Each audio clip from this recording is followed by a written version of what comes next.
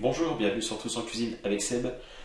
Alors je sais pour beaucoup, vous êtes confinés, vous avez besoin de fraîcheur un peu. En tout cas, nous c'est le cas, parce qu'on est en appartement, c'est assez compliqué.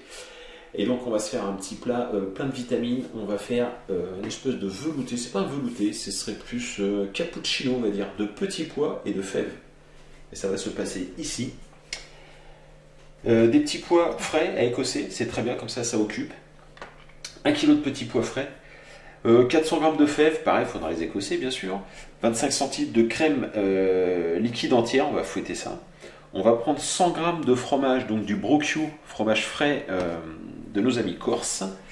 On prendra aussi, si vous avez des oignons frais, c'est bien, avec les tiges, bon là c'est un peu compliqué, donc on a pris un oignon comme ça. 20 g de beurre, 4 branches de thym, un petit peu de sel et un petit peu de pluche. Alors là on a du cerfeuil, si vous avez autre chose, du persil, de la ciboulette, ce que vous avez. La première étape, il faut écosser les petits pois.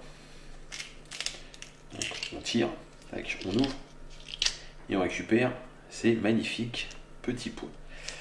C'est bien, je vous dis, en ces périodes où il faut s'occuper, évidemment on fait la même chose pour les fèves. Les fèves, on va rajouter un petit peu de difficulté. C'est très agréable d'éplucher les fèves, dedans c'est très doux.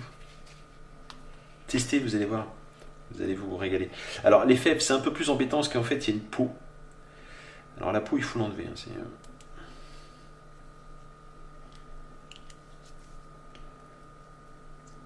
Et voilà.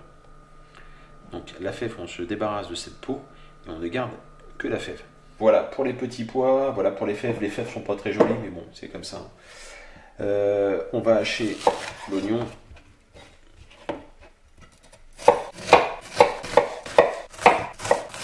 Donc voilà pour l'oignon, ça sert à rien de le hacher trop fin parce que tout passera au mixeur à la fin de la préparation. Je vais mettre mon beurre à fondre. Voilà. Je vais faire revenir les oignons. Voilà, donc on fait revenir les oignons en 3-4 minutes.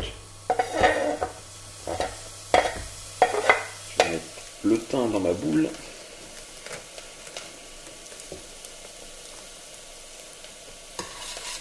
Donc avant que ça colore de trop, parce que là ça devient un peu trop coloré, je vais verser mes petits pois.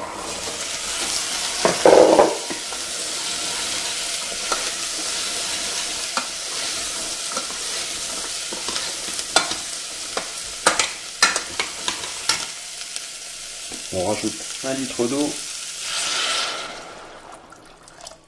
Je vais saler.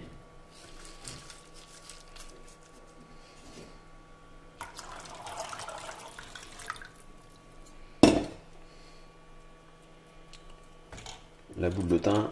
À partir de la reprise de l'ébullition, on va compter à peu près 10 minutes pour la cuisson des petits pois.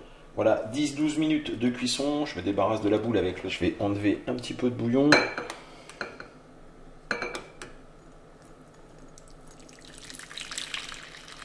Donc, on enlève un peu de bouillon, on en remettra s'il faut, pour éviter d'avoir quelque chose de trop liquide. On passe au robot plongeant comme ça, et on va venir mixer. Donc.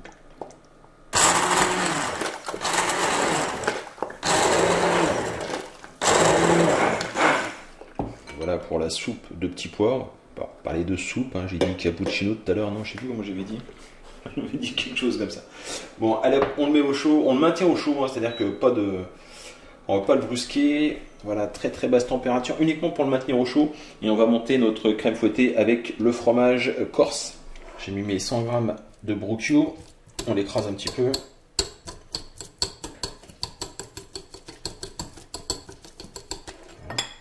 On va rajouter les 25 centilitres de crème liquide. Donc super froid, hein. Je l'ai mis 10 minutes au congélateur pour que ce soit bien froid.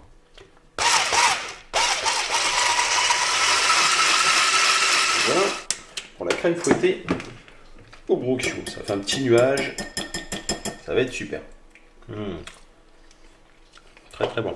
Et donc pour le montage, alors je vais vous le faire dans une verrine, comme ça ce sera plus visuel, mais on peut le faire dans un bol. Hein, si vous avez un bol, un petit bol, c'est sympa aussi.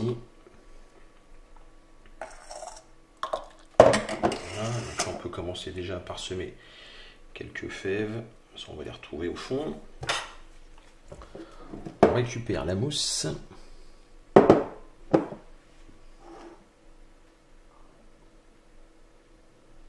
Et voilà. le cerfeuil que j'avais oublié de l'autre côté. Donc voilà quelques pluches de cerfeuil. Quelques fèves qui vont venir sur le nuage. Les fèves sont crues, attention, hein, c'est pas... on n'a pas raté une étape, les fèves sont crues. Et voilà. Et on sert rapidement avant que la mousse n'ait totalement fondu. Voilà donc cappuccino de petits pois, exactement. Je redresse mes lunettes. On peut même éventuellement mettre, allez, par gourmandise, un petit peu de piment d'Espelette pour se faire plaisir.